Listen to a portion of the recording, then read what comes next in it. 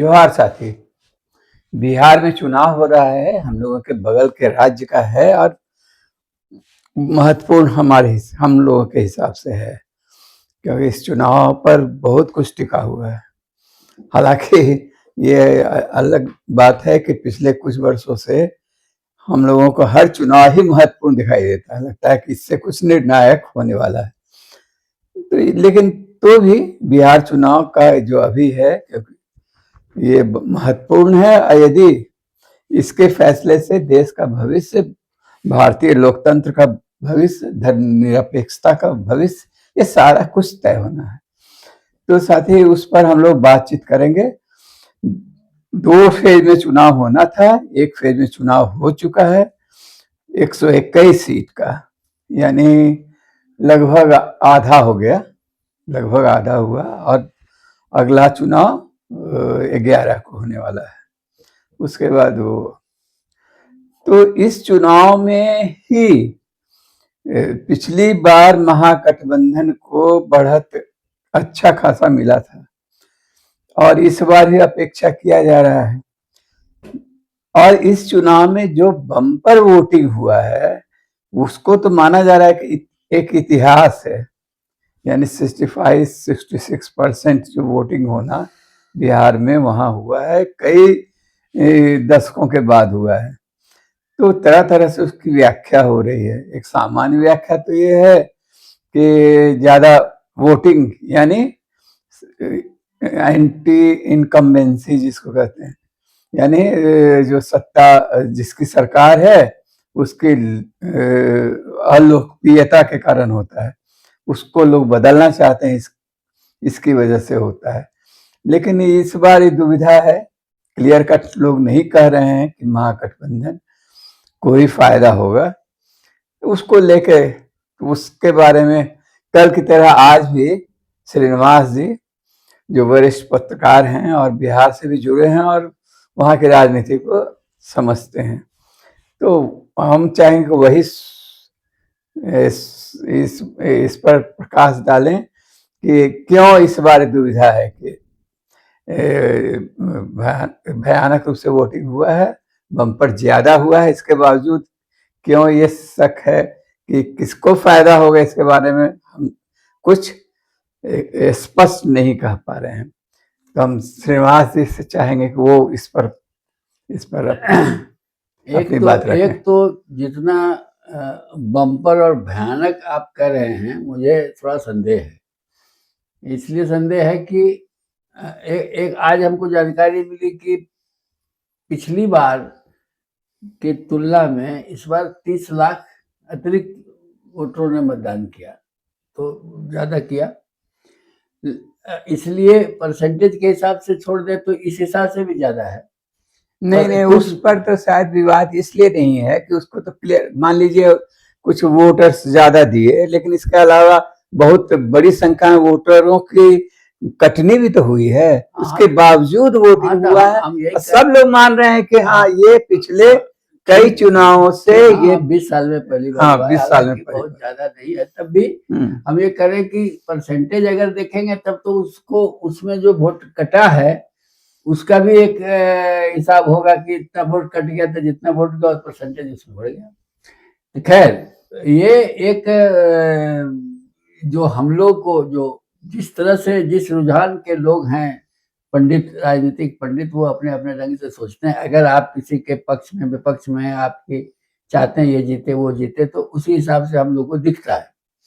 तो हम लोग, मैं अपनी बात कहूँ तो मैं चाहता हूँ कि बदलाव हो, और उधर से भी दावे हैं, हम जीत रहे हैं, बहुत आराम से जीत रहे हैं, साफ हो जाएगा।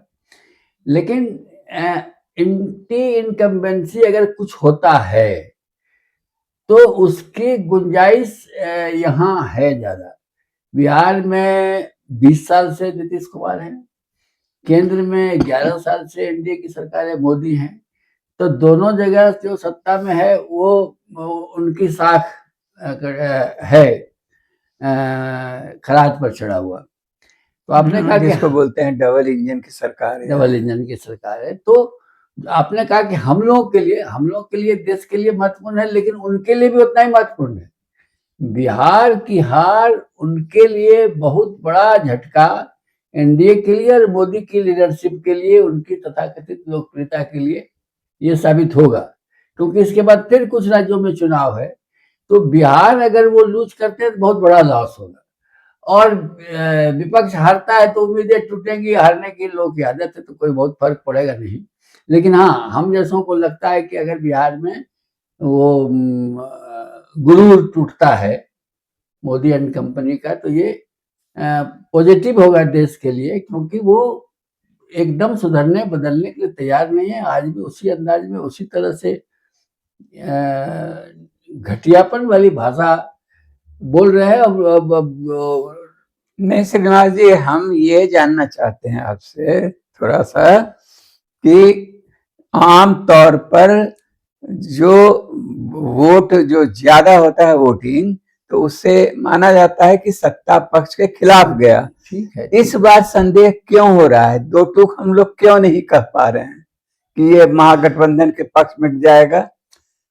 हम क्या मानते ये नहीं है, कहने से बचना चाहता है आदमी, क्योंकि ये कुछ नहीं जानते हैं कि मतदान वोटरों ने के मन में क्या था और क्या किया। हम ये उम्मीद करते हैं कि यह इनकम्बेंसी और सत्ता प्रतिष्ठान के खिलाफ वोट हुआ होगा, जो कि महागठबंधन के पक्ष में जाना चाहिए। और प्रचार का भी जो अंदाज है, महागठबंधन कहीं से पीछे नहीं है, बल्कि प्रचार में काफी एग्रेसिव है। और वह चूंकि जो मेन स्ट्रीम मीडिया है वो तो दिखाता नहीं है, पूरा जो राष्ट्रीय मीडिया चैनल है वो सब में मोदी और उनके जो स्टार प्रचारक उनका छाया हुआ है, तो वो ज्यादा वहां दिखता है। लेकिन सोशल मीडिया चैनल पर इनका कवरेज है, और लगातार और भीड़ भरी सभाओं को तेजस्वी हो, राहुल हो या अखिलेश हो, ये लोग जा रहे हैं। इसलिए ये हमको तो एज लगता है कि महागठबंधन के पक्ष में है। अब खुल के और क्या कहेंगे, हम मान रहे हैं कि उसको एज है। अब ये कोई गारंटी नहीं है कि ज्यादा जो वोट रहा सब इस तरफ आएगा, उनकी तरफ से भी हो सकता है। नहीं नहीं, हम आपको बताते हैं क्या क्या चर्चा में है। चर्चा में ये है कि महिलाओं का वोट प्रतिशत भी बेहतर हुआ है, और चूंकि ठीक चुनाव के पहले 10-10 हजार रुपया दिया गया महिलाओं के खाते में, इसलिए मान के चला जा रहा है कि महिलाओं ने नीतीश के पक्ष में। और नीतीश के बारे में ये धारणा ये भी है कि नीतीश महिलाओं के हक में, चाहे उनके लिए कुछ लगातार सत्ता में आने के बाद से करते रहे हैं। कोई शक नहीं कि महिलाओं के लिए नीतीश सरकार ने किया है, और खजाना उनके पास एक खजाना लुटाया है। और जो ट्रेंड है हम लोग के समाज में, मैंने बहुत भ्रष्ट और अनैतिक समाज है, तब भी इतनी सी ईमानदारी है कि जिसने पैसा दिया उसको देंगे। तो महिलाओं के खाते में पैसा गया, बुजुर्गों का जो पेंशन था वो 400 से 1100 हुआ, तो यह तो काउंट करेगा। ये नहीं काउंट करेगा ऐसा हम नहीं कह सकते। लेकिन जो महिलाएं वोट दे रही हैं, वो सारा का सारा एक्स्ट्रा जो महिलाओं का वोटिंग हुआ है वो उधर होगा, ये भी जरूरी नहीं, क्योंकि महिलाएं स्वतंत्र नहीं है फैसला करने में। वोट कहाँ होगा वो जाति पंचायतें तय करती हैं, परिवार में पुरुष तय करता है। और ऐसा बहुत कम होता है कि पुरुष ने तय किया कि हम भाजपा को देंगे और उसकी पत्नी के नहीं हम राजद को देंगे, ये जनरली नहीं होता है। इसलिए वो ट्रेंड है कि जो भी समीकरण है, जाति समीकरण हो या पॉलिटिकल समीकरण हो, उस हिसाब से वोट होगा। इसलिए वो जो आपने कहा नीतीश के पक्ष में जाता है महिलाओं वाला, वो जाएगा, वो उतना मान के चलना चाहिए कि वो उसको फायदा उनको हो सकता है। लेकिन कुल जो एक्स्ट्रा वोटिंग इस बार हुआ है वो मेरे ख्याल से अभी लग रहा है कि वो महागठबंधन के को एज देता है, ये बढ़त, ये जो एक्स्ट्रा वोटिंग है। हाँ, उसमें से महिलाओं वाली बात तो हम जो चर्चा में वो कहे, मेरे मन में भी ये है कि महिलाएं यदि हम ये माने कि राजनीतिक रूप से सचेत हुई हैं, उनकी भागीदारी बढ़ी है, तो वो उनमें ये चेतना भी बढ़ी होगी कि कौन सही है, क्या गलत है, क्या सही है। और 10,000 रुपये के लिए वो महिलाओं का सम्मान करने का जो इनका दावा है बोलने में, वो जमीन पर तो दिखता नहीं है। महिलाओं के साथ अपराध हो या कुछ भी हो, महिलाओं के खिलाफ जो बयानबाजी है, महिला को लेकर के गालियां हैं, जिस तरह से बड़े नेता इनके देते हैं, और महिलाओं के खिलाफ जिन पर आरोप है उनको कोई कार्रवाई नहीं करना, उनको टिकट दे देना, ये तो दिख रहा है। अगर महिलाएं उस रूप में सचेत हुए कि महिला होने के नाते हम कौन महिला विरोधी है, कौन महिला समर्थक है, तो कहीं से ये जो सत्ता है, केंद्र वाली सत्ता या बिहार की, वो नीतीश कुमार ने वो किया है जरूर कि रिजर्वेशन दिया, नौकरी दी, साइकिल दिया, या उनको महीना का जो दे रहे हैं वो दिया, वो तो काउंट करेगा। लेकिन कुल मिला के मैंने कहा कि महिलाएं स्वतंत्र रूप से फैसला करेंगी, करती हैं, इसमें मुझे संदेह है। हाँ, हम आपकी बात से सहमत हैं। और हमको भी दो टूक हमसे पूछा जाएगा तो हम बिना दुविधा में पड़े कहेंगे कि ये जो वोटिंग हुआ है उसमें वो महागठबंधन के पक्ष में जाएगा, ये मेरा सीधा मानना है, क्योंकि भाजपा ने ऐसा कुछ किया ही नहीं है। लगातार इनका भाषण निगेटिव रहा है। तो जिस तरह से बिहार, सवाल ये है कि हम लोगों को जितने भी इनमें कमियां दिखती हैं, वह कमियां इनका गुण है। इनको आप कम्युनल सिद्ध कर दीजिए, इनको आप हिंदुत्ववादी कहिए, इनको मुस्लिम विरोधी सिद्ध कर दीजिए, तो यही तो पसंद है। जो हिंदुओं में जो जहर घोला गया है, एंटी मुस्लिम जो अभियान चल रहा है लगातार, तो वो वही इनकी लोकप्रियता का राज है। तो उससे इनको कष्ट कहाँ होना है, इसीलिए निर्द्वंद होकर वही सब बात बोलते रहते हैं लगातार। अब धीरे धीरे यूथ को ये समझ में आने लगा है कि ये सब लप्पेबाजी है, रोजगार एक बड़ा सवाल है, पलायन बहुत बड़ा सवाल है बिहार में, और लाख ये लोग दावा करें हमने ये किया वो किया, लेकिन फैक्ट ये है कि बेरोजगारी है। बिहार से बाहर भागने के लिए लोग मजबूर हैं। छठ में जिस तरह से लद के भीड़ में नहीं, वो तो जानते हैं श्रीनिवास जी, हम जो एक पहला खबर हमको जो लगा कि रेलवे वाले के आंकड़ों के अनुसार लगभग 1.25 करोड़, लेकिन आज सुन रहे थे बीबीसी में, और जो वो उनका जो सर्वे था और जो आंकड़े थे वो बता रहा है कि कम से कम 225 माने 2 करोड़ 25-30 लाख प्रवासी हैं।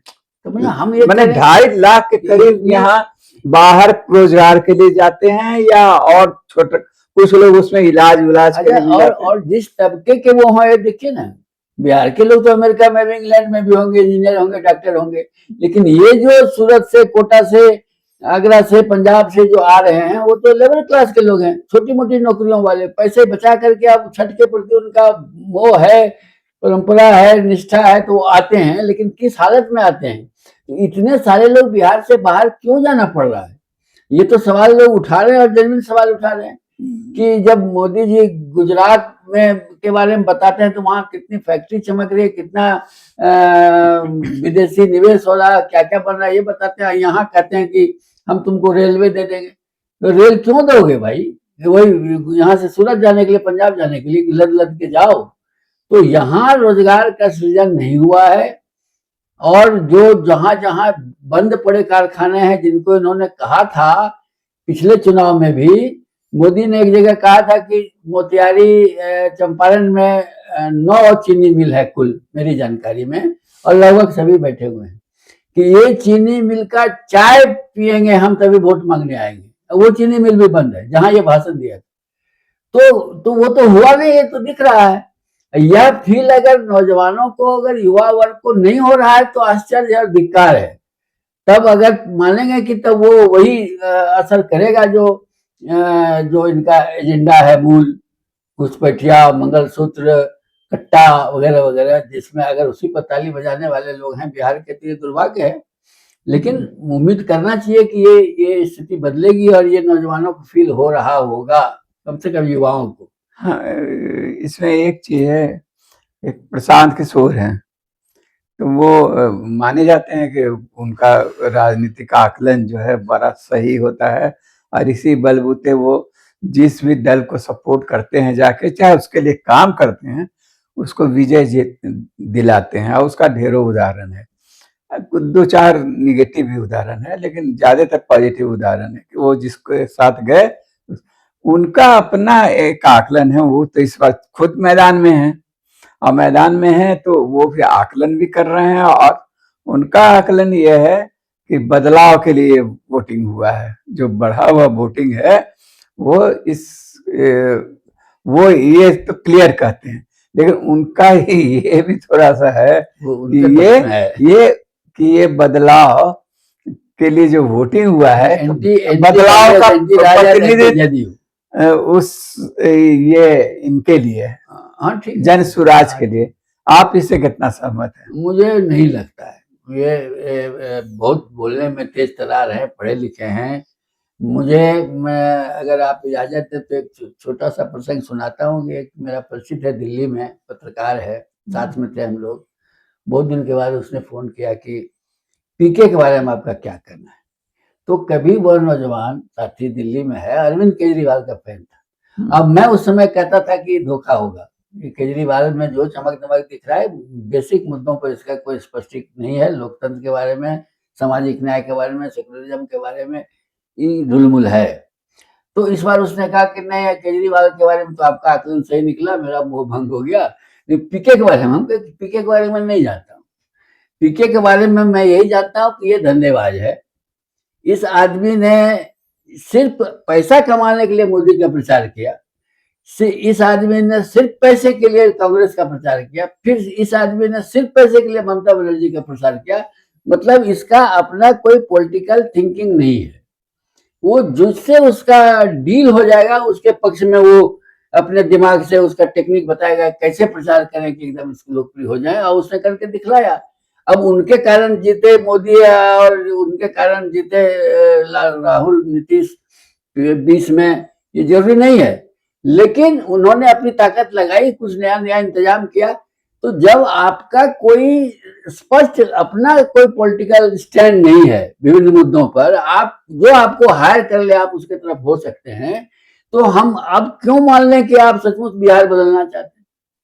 ये सवाल है ना कि आपका अपनी पॉलिटिक्स क्या है। अभी आप लंबा लंबा हाँक रहे हैं, तो वो तो हो सकता है कि कोई अंदर अंदर डील हो गया और उसके तहत आप कर रहे हैं, इसलिए मुझे संदेह है दूसरे की। लेकिन एक बात मैं मानता हूं कि ये चूंकि जो पुराने जो राजद, कांग्रेस, भाजपा वगैरह वगैरह इतने दिनों से राजनीति में है, सत्ता में है, हर किसी के बारे में शिकायतें हैं, गुस्सा है, और ये एक नई बात कर रहे हैं कि ऐसा करेंगे वैसे करेंगे, तो एक आकर्षण खास करके पढ़े लिखे मध्यम वर्ग में है कि कुछ शायद नया करेगा।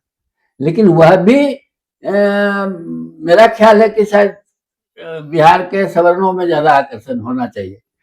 तो अब ये मुश्किल है कि ये किसको ये नुकसान पहुंचाएंगे। ये तो भूल जाएं कि इनको बहुत फायदा होने वाला है, ये खेल बिगाड़ सकते हैं, लेकिन किसका खेल बिगाड़ेंगे? कहीं कहीं ये एनडीए के खिलाफ भी ये काम कर जाएगा इनका कैंडिडेट, और बहुत जगह वो महागठबंधन के खिलाफ करेगा। उसमें हम आपके विचार से थोड़ा अंतर रखते हैं। मेरा ये मानना है कि जो भाजपा का वोटर है, यानी सवर्ण वोटर हो या मिडिल क्लास का वोटर, पूरा मिडिल क्लास कमोबेश इनके साथ है आजकल। किनके साथ? मोदी के साथ, मोदी का समर्थक है। जो उसको हम और तीसरा उसको पहचान करते हैं जो संगठित क्षेत्र है, जो पेरोल पर काम करने वाले लोग, सरकारी हो और सरकारी हो, पब्लिक सेक्टर हो, चाहे इस तरह का तमाम लोग, उसको बहुत बेनिफिट मिला है। भले रवीश कुमार रोते रहते हैं कभी कभी मिडिल क्लास के लिए, लेकिन मेरे हिसाब से मिडिल क्लास बदल चुका है। जो मिडिल क्लास के क्रांतिकारी भूमिका रही है पूरे इतिहास में, खाली भारत में नहीं, फ्रांस की राजक्रांति हो या बोल्शेविक क्रांति हो, रूस का हो, या सब जगह लोग मानता है कि मिडिल क्लास ही वो आंदोलन को नेतृत्व और उसको देता है दिशा। और इसके अलावा सरवाहा के साथ मिलकर, चाहे मजदूर वर्ग के साथ मिलकर, वो महत्वपूर्ण भूमिका मध्यम वर्ग की है। हमारे यहाँ भी देखें 74 मूवमेंट में या आजादी की लड़ाई में मिडिल क्लास ही था वो भूमिका, लेकिन वो धीरे धीरे वो मिडिल क्लास एकदम बदल चुका है, और वो उसका वर्ग स्वार्थ या जो भी हो, उसके कारण वो मोदी का परम भक्त है, जिसमें डॉक्टर, इंजीनियर, टीचर, बिल्कुल ये सारा लोग हैं जो है। और इसलिए वो लोग इतना कॉन्शियस समझदार है कि वो प्रशांत किशोर के बहकावे में नहीं आने वाला। यानी अगला वोट और मिडिल क्लास का वोट, वो माने भाजपा का वोट नहीं टूटेगा।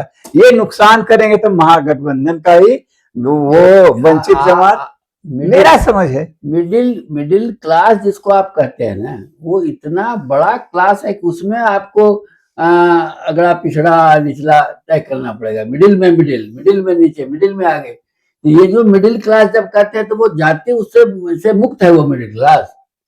ये जय श्री राम से मुक्त है, वो मियाँ मारो अभियान से मुक्त है। वो फैक्टर काम करते हैं मोदी की लोकप्रियता में। और मिडिल क्लास जब सारी संपत्ति चंद पूंजीपतियों के पास जमा हो रही है और तो निर्धनता खाई बढ़ रही है, तो मिडिल क्लास के पास क्या बचा है? अच्छी नौकरियों में कितने लोग हैं जो छोटे मोटे, जो अभी एक आदमी यहाँ गाड़ी पहुंचाने ड्राइवर आया था, हम उसको छोड़ने रोड तक गए, ऐसे बातचीत में कहा कि हम कहे तो कोई आया नहीं साथ में? जी पहले आता था कोई, तो स्कूटर से चला गया। कहा नहीं सर, आजकल यही भेज देता है ऐसे ही। हम पूछा ऐसे छटनी उटनी भी हुआ है? हाँ छटनी भी हुआ है। तो कहा कि कुछ तो कोई बहाना लगा के काम चोरी वगैरह कह के, और नहीं तो इतना कम पैसा देता है कि लोग इधर उधर चांस लगाता है। अब बोलिए कि ये मारुति जैसा एक बड़ा संस्थान है जो रिपेयर वाला शोरूम है, उसमें ये हालत है कि लोगों को छांटा जा रहा है, या इतना कम पैसा दिया जा रहा है कि लोग लाचारी है और कोई उपाय नहीं है, तो क्या कर रहे हैं? कहाँ जाएंगे छोड़ करके? ऐसा नहीं रांची छोड़ के हम सब कोई जोधपुर चला जाएगा और लुधियाना चला जाएगा, सबको नौकरी मिल जाएगी।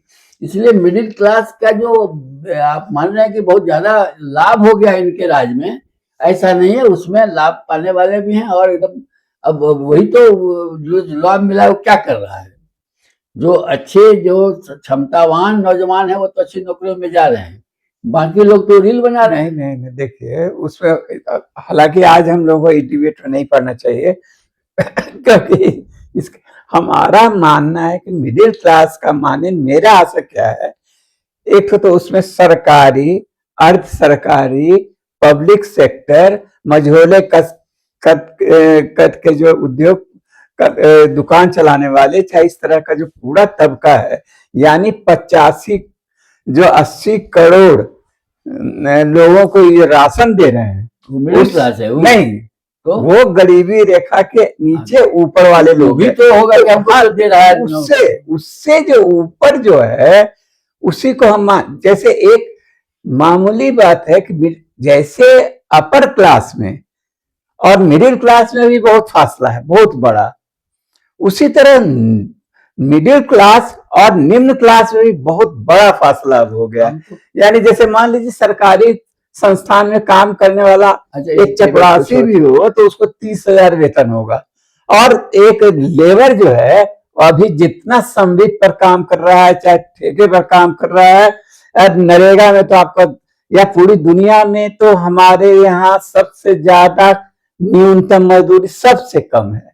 यानी आप 100 रुपए पर डे में खटा रहे हैं, यानी 6,000 रुपये एवरेज मान लीजिए। तो इसलिए इस क्लास में और मिडिल क्लास में भी फासला बहुत बढ़ गया। एक तो इसलिए इस बहस को इसको छोड़ दिया। हम कहते हैं इतने जो शोरूम आपको मॉल दिख रहे हैं, वहां पर ड्रेस पहने हुए लड़के लड़कियां काम कर रहे हैं, उसको मिडिल क्लास में नहीं रखेंगे, उसको मिडिल क्लास में नहीं रखेंगे। मिडिल क्लास कौन? इसीलिए हम तो बता रहे हैं मिडिल क्लास कौन है। मिडिल, अच्छा, और दूसरे आप भूल रहे हैं कि बिहार और झारखंड में मिडिल क्लास अपने जाति से मुक्त नहीं है, इसको समझिए आप। मिडिल क्लास है इसीलिए वो क्लास की तरह सोच रहा है, ऐसा नहीं है। वो ब्राह्मण है, राजपूत है, यादव है, पिछड़ा है, कुर्मी है, नहीं, और उस रूप से वो वोट करेगा, यही तो सच है। अब हम लोग थोड़ा सा फंस रहे हैं और आपस में ही हम लोग करेंगे, क्योंकि इसमें एक साफ है। तो मेरी ये भी समझ है कि जो आदमी मान लीजिए निम्न क्लास का ही है, निम्न जाति का भी है, जहां इस संगठित क्षेत्र में पहुंचता है उसका दिलो दिमाग बदलने लगता है। वो उसका जो वो जिसको कल ही आप बात कर रहे थे कि ब्राह्मणत्व जो है वो हर आदमी में घुसा हुआ है, हर आदमी ब्राह्मण बनने का कोशिश करता है, क्योंकि वो मनुवादी व्यवस्था में उसको फायदा है और इसका वो लाभ। हम लोग तो भाग रहे कुल हैं। मिलाकर ये चक्कर हमको लगता है कि नहीं, बात हो रहा है प्रशांत भूषण के बारे में, मोदी तो की- प्रशांत के बारे में हमारा समझ ये है कि प्रशांत को उनकी जाति का लोग भी वोट नहीं देगा। यानी मेरे हिसाब से शायद वो भूमियार हैं, तो वो भूमियार वोट भी उनको नहीं मिलने वाला है, क्योंकि वो अपर क्लास को वो जाएगा मोदी को ही। कुछ जातियां ऐसी हैं, जैसे अभी आज की मैं बता रहा हूँ पटना की खबर, कोई सिन्हा जी खड़े हैं। पटना माना जाता है कि कायस्थों का वहाँ बहुतायत है, तो सभी पार्टियां कायस्थ उम्मीदवार खोजती हैं और जीतता भी है। तो भाजपा ने इस बार कायस्थ को नहीं दिया, पीके ने दे दिया। तो कायस्थों की मानसिकता में बता रहा हूँ, जो हमको साथी ने बताया कि कायस्थों ने ये सोचा कि अगर इस बार भाजपा को जिता दिए, भाजपा को पसंद करते हैं, लेकिन भाजपा के जीतने का मतलब ये कायस्थ विन हो जाएगा, एमपी सीट में भी नहीं मिलेगा। इसलिए इस बार हरा देना चाहिए, ताकि भाजपा को संदेश जाए कि देखो तुमने कैंडिडेट नहीं दिया। लेकिन उन्हीं का कहना था कि ये एक शुरुआती रुझान था, लेकिन धीरे धीरे लोगों को लगा कि ना, मोदी है तो मुमकिन है, चलो काहे के लिए अपना छोड़ करके जातिवाद के चक्कर में पड़े। तो वो पिछड़ गए सिन्हा जी। मतलब अभी की स्थिति ये है कि वो बढ़त में दिख रहे थे, तो वो पीछे चले गए, जाति काम नहीं किया जो तो उसमें चलिए मान लीजिए आपको, हमको तो यही लगता है कि प्रशांत किशोर नुकसान यदि थोड़ा बहुत करेंगे, क्योंकि जो वंचित जमात है उसमें बहुत तरह की दर्जाबंदियां हैं, बहुत तरह का भटकाव है, और उसमें होता है वो वोट टूटता है।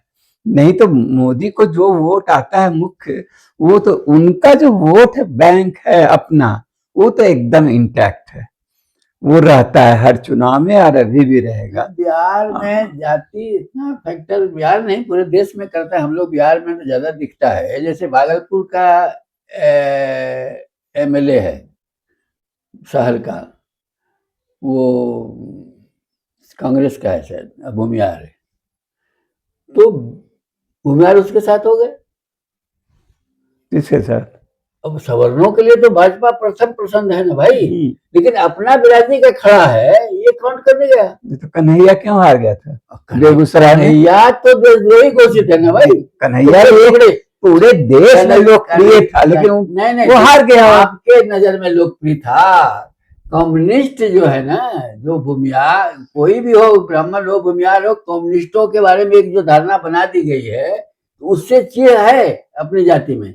लेकिन कांग्रेस और भाजपा के कैरेक्टर में बुनियादी फर्क नहीं है, इसलिए चलो अपने पार्टी का है तो क्या हो गया। तो ये होता है, तो वो नहीं टूटता है, जातियां काम करती हैं, जरूरी नहीं है। मोटा मोटी सवर्णों की पहली पसंद भाजपा है। अब अगर राजद ने ही सवर्ण कैंडिडेट दे दिया तो थोड़ा थोड़ा मन सुख भुगाएगा कि चलो अपना आदमी जिता लेते हैं।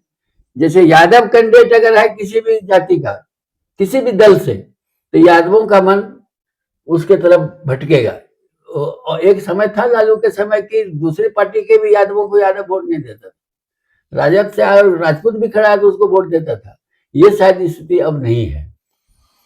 चलिए कुल मिला के क्या मतलब प्रशांत किशोर मेरे ख्याल से बहुत बड़ा तीर नहीं मारने वाले हैं। उनकी एक भविष्यवाणी है कि नीतीश को 25 सीट भी नहीं आएगा। मेरा मानना है कि वो 25 से डबल तो होंगे। मेरा अनुमान है कि वह हो सकता है कि भाजपा और नीतीश में टक्कर है कि किसका एमएलए ज्यादा हो, दोनों बराबर सीट पर लड़ रहा है। इन दोनों में से जो ज्यादा सीट ले आएगा उसका दावा मजबूत होगा। तो नीतीश कुमार कहीं पीछे नहीं है उस होड़ में। भाजपा और जदयू का अगर आपस का देखें जो प्रतिस्पर्धा है, तो नीतीश पीछे नहीं है, और नीतीश को कम करके आंकना नहीं समझदारी की बात है। अब अपना कैलकुलेशन है प्रशांत किशोर का, या स्ट्रेटजी है, कह रहे हैं कि इतने कमजोर भी वो नहीं हुए हैं। मेरे ख्याल से कि वह प्रशांत किशोर का यह आकलन बिल्कुल मुझे नहीं सही लगता है कि वो सिमट जाएगी, आगे जो हो टूट जाए, बिखर जाए, भाजपा में जाए। लेकिन इस चुनाव में नीतीश इतने कमजोर नहीं साबित होने वाले हैं, मुझे ऐसा लगता है। और प्रशांत कुमार कितना करेंगे कोई मेरे पास कोई अंदाजा नहीं है। हो सकता है कहीं कहीं उन्होंने, एक बात तय है कि जो हम सुनते हैं कि कुछ अच्छे कैंडिडेट उन्होंने खोज के दिए हैं जगह जगह। पढ़े लिखे लोग, शिक्षित लोग। लेकिन अब पढ़े लिखे लोगों को लोग पसंद करेंगे कि पार्टी पसंद करेंगे? जो जिसका मन जो है मोदी मोदी कर रहा है, वो अच्छा कैंडिडेट देखेगा कि कोई भी खड़ा हो, घोड़ा गधा राजद के टिकट से खड़ा हो तो राजद का समर्थक दे देगा। तो ये है ट्रेंड, क्या कीजिएगा। नहीं तो फिर तो इतनी तरह की बातें हम लोग कर लिए कि मूल जो सवाल था कि इस वोटिंग से इस बार जो अभी हुआ 121 सीटों पर, ये पहले चरण में इसमें किसका पोजीशन बेहतर भाई रहेगा? आप भी मान रहे हैं और मैं भी मान रहा हूँ कि गठबंधन को एज है, कितना है ये नहीं कह सकते हैं, कितना ज्यादा एक्स्ट्रा है या कि नहीं है। हम नहीं, लोग तो जैसे लोग कह रहे हैं कि पिछले इलेक्शन में भी इस इलाके में राजद को यानी मतलब महागठबंधन को अच्छा मिला था, तो इस बार उससे और बेहतर होना चाहिए। मैं भी अगर महागठबंधन को अच्छा करना है तो राजद को अच्छा करना है। माले तो अपना कोटा पूरा कर लेगा, तय बात है। माले कई जगह से तो रिपोर्ट आ रही है कि माले की स्थिति मजबूत है, और आरा में माले बहुत मजबूत स्थिति में है। वहां जो सुराज का जो कैंडिडेट है वो माले को ही प्रकारांतर से मजबूत फायदा पहुंचा रहा है, क्योंकि वो एनडीए कैंडिडेट का वोट काटेगा, चाहे स्ट्रेटेजिकली कर रहा हो या इत्तेफाक है कि उसी का वोट कटेगा। और माले लगभग निर्विघ्न है, और जगहों का हम नहीं कह सकते हैं। तो ये दुतरफा प्रशांत किशोर का खेल है, लेकिन है कि एक ताकत बन के उभरे हैं। ये पहला अटेम्प्ट है, ताकत बढ़ के उभरे हैं। ये तो इस चुनाव के बाद ना पता चलेगा। अभी हम एक चीज को याद आने लगा, 2005 का इलेक्शन था, उस समय तो हम प्रभात खबर में पॉलिटिकल डेस्क के प्रभारी भी थे। तो उस समय एक, उनका नाम हमको याद नहीं है, वो एक किताब के लेखक जो नहीं दिख जीवन में सफल कैसे हो, हाँ राजीव खेड़ा या क्या नाम, हाँ ऐसा लोग है। उनका प्रेस कॉन्फ्रेंस वही लालपुर में हो रहा था, वो अपने खड़े थे। हाँ तो खड़े थे, हाँ, वो बहुत बुरी तरह आ रहे थे। वो संदर्भ ये है कि वो तो बताते हैं सबको कि जीवन में सफल कैसे हो, और वो बुरी तरह चुनाव में पिट गए। हाँ भाई, तो इसी तरह ये अगर 10 एमएलए जन स्वराज पार्टी का जीतता है, अगर 10, आप कम समझेंगे क्या? नहीं तो उन्हें प्रशांत किशोर तो एक लिख के दे चुके हैं कि ना हम इधर जाएंगे ना उधर जाएंगे। हाँ, इशारा से ये बोले हैं कि उनका विधायक भाग जा सकता है। नहीं, वो बोल चुके हैं कि तब हम नीतीश की तरफ जाएंगे। नहीं, आज भी हम देखे हैं, लिख के दिए हैं कि ना हम महागठबंधन की तरफ जाएंगे और ना इसके साथ जाएंगे। लेकिन हमने तो सुना था कि हम पूरा उसका वीडियो देखे नहीं, खाली थंबनेल देखे कि तब हम नीतीश को पसंद करेंगे। मतलब कि अगर राजद और नीतीश में से तुलना हो, गठबंधन और नीतीश से, तो नीतीश को पसंद करेंगे। ये हमने देखा नहीं क्या कर रहे हैं, आप दूसरी बात कर रहे हैं। नहीं देंगे तो अच्छी बात, लेकिन इनके घोड़े बिक जाएंगे ना। घोड़ा बिक जाएगा, ये और शायद जान उसे बिकने के लिए छोड़ भी देंगे। हाँ जाओ, क्योंकि तो कहीं जाना नहीं है इनको, तो इनका तो धंधा चलता रहेगा, कहीं चले गए तो धंधे डूब जाएगा। अब ये 10 मिनट की सलाह का 10 करोड़ लेते हैं। अब बोलिए साहब, इससे बड़ा धंधा क्या होगा? तो ये कहते हैं। हाँ, लेकिन वो उसको तो वो जिस कंपनी को दिए थे वो एक मैंने कंपनी है, निर्माण कंपनी, ये मैन्युफैक्चरिंग। ठीक है, तो वही कंपनी, वही, और वो कंपनी को ही एडवाइस दिए, उसका इतना लिए। तो हम यही उसको पूछे थे, हमारे साथी को, दिल्ली वाले, कि जो कंपनी 10 करोड़ रुपया 10 मिनट के या आधे घंटे की सलाह का पे कर रहा है, वह जो मुनाफा कमाएगा तो किसके हित में कमाएगा, किसको लूटेगा? नहीं, उससे ज्यादा इंटरेस्टिंग बात है कि कहा तो ये जा रहा है कि उस जमाने में ये नीतीश के साथ रहते थे, नीतीश के बंगले में ही शायद किसी हिस्से में, और दलाली करके पैसा उनको मिला, माने वो ठेका दिलाने में मदद। इन्होंने अपने हिकमत से, जानकारी से उसको ठेका दिला दिया। लेकिन एक सच यह है कि इन्होंने राहुल गांधी को, रायबरेली के जब वो सांसद थे, तो उसको अपना प्रेजेंटेशन दिया कि हम आपके क्षेत्र में काम करना चाहते हैं। तो उन्होंने इनको कहा कि एक बढ़िया हॉस्पिटल आप बना के यहाँ प्रोजेक्ट दीजिए। तो वो इनको बहुत छोटा लगा अपने औकात के बाहर, तो उन्होंने उनका प्रोजेक्ट रिजेक्ट कर दिया, और तब नरेंद्र मोदी को दिया कि आपके साथ हम काम करना चाहते हैं। तो उन्होंने भी कुछ दिया और उसको इन्होंने सफलतापूर्वक कर दिया, तो मोदी जी खुश हो गए।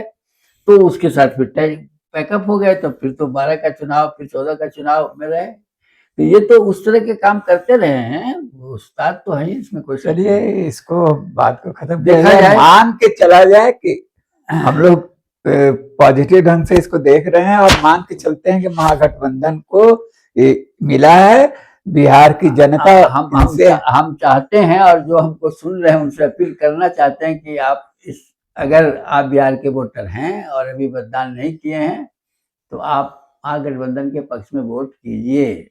धन्यवाद। धन्यवाद साथी, जोहार। हो गया।